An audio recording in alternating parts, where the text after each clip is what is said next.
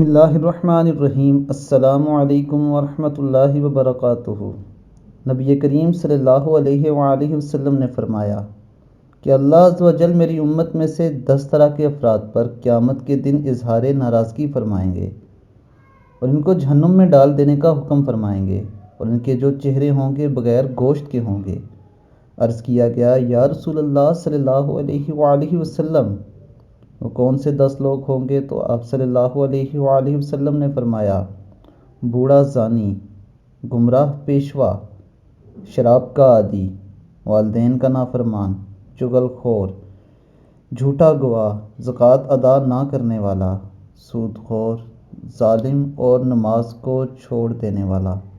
یہ 10 لوگ ایسے ہوں گے کہ اللہ تعالیٰ ان پر اظہار ناراضگی فرمائیں گے اور ان کو جہنم میں ڈال دیں گے۔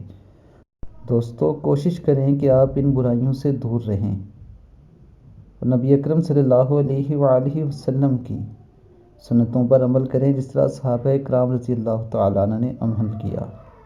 اب تک کے لیے اتنا ہی۔ اپنا بہت خیال